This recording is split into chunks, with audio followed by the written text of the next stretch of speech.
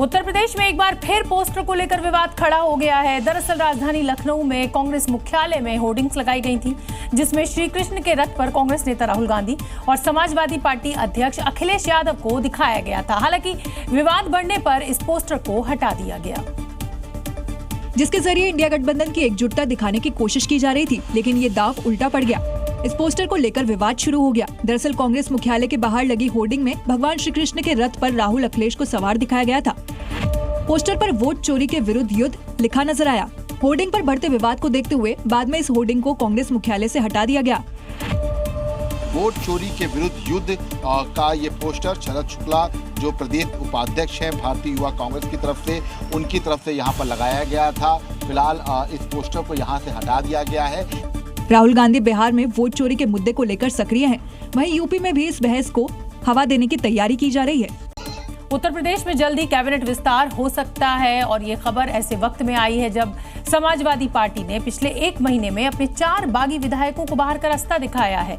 ऐसे में अगर इन चेहरों को भी कैबिनेट में जगह मिल जाए तो कोई बड़ी बात नहीं। और सूत्रों से जो जानकारी मिल रही है उसके मुताबिक ये कैबिनेट विस्तार नवरात्रि के दौरान हो सकता है, क्योंकि अच्छे काम की शुरुआत करने के लिए नवरात्र के दिन शुभ माने जाते हैं।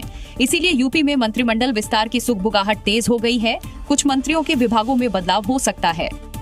सूत्रों से मिली जानकारी के मुताबिक समाजवादी पार्टी से निष्कासित विधायकों पूजा पाल और मनोज पांडेय को मंत्रिमंडल में जगह मिल सकती है, तो वहीं बीजेपी के मौजूदा प्रदेश अध्यक्ष भूपेंद्र चौधरी को कैबिनेट मंत्री बनाया जा सकता है, तो वहीं कुछ मंत्रियों का प्रमोशन भी हो सकता है।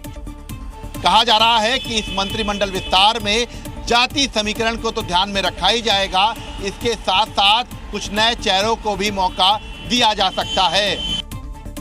वहीं जितिन प्रसाद के लोकसभा चुनाव जीतने के बाद लोक निर्माण विभाग सीएम योगी के पास है। ऐसे में किसी सीनियर नेता को इस विभाग का जिम्मा सौंपा जा सकता है।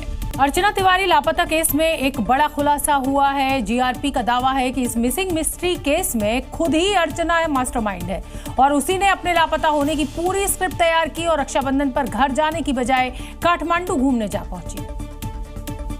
13 दिनों से लापता अर्चना तिवारी को मोबाइल लोकेशन के आधार पर जीआरपी ने बरामद किया और इस लापता लेडीज की पूरी कहानी सामने रख दी। अर्चना इंदौर से रक्षाबंधन पर कटनी के लिए 7 अगस्त को निकली थी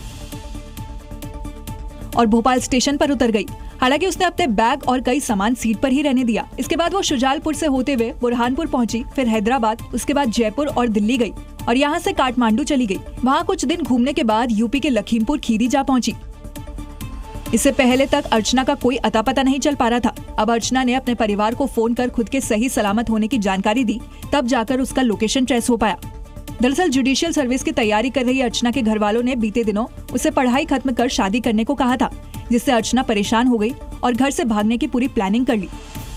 उत्तर प्रदेश में अतिक्रमण पर योगी सरकार का बुलडोजर एक्शन अभी भी जारी है। श्रावस्ती में पीडब्ल्यूडी विभाग ने सरकारी जमीन से अतिक्रमण हटाने की कार्रवाई की और सरकारी जमीन पर बनी दुकानों और घरों पर बुलडोजर एक्शन हुआ। इस दौरान लोगों में बुलडोजर का खौफ भी दिखा। लोग खुद ही अवैध कब्जे को तोड़ते नजर आए।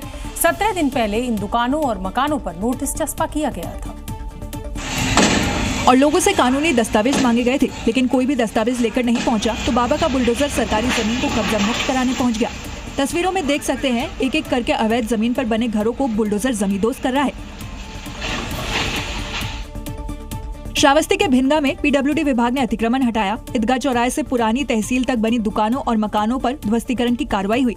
इस दौरान करीब 2 दर्जन दुकानें तोड़ी गई, 7 जेसीबी और एक पोकलैंड मशीन मंगाई गई थी। इस दौरान जब कुछ लोगों ने सामने बुलडोजर देखा तो खुद ही अपने घरों और दुकानों पर हथौड़ा चलाने लगे ताकि उन पर बुलडोजर एक्शन ना हो। अतिक्रमण के खिलाफ जब एक्शन हो रहा था तो इलाके में भारी पुलिस बल तैनात किया गया था, लेकिन यूपी में अतिक्रमणकारियों पर बाबा की बुलडोजर स्ट्राइक अब भी जारी है।